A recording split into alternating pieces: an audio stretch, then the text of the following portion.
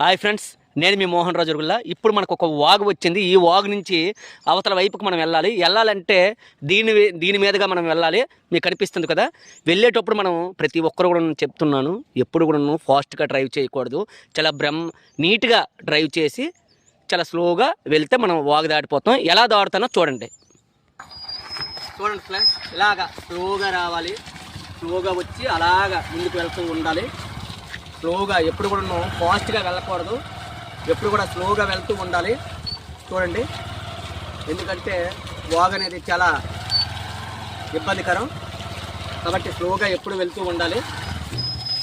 ఓకేండి, పూర్తిగా కంప్లీట్గా వాగ్ దాటిపోయాం.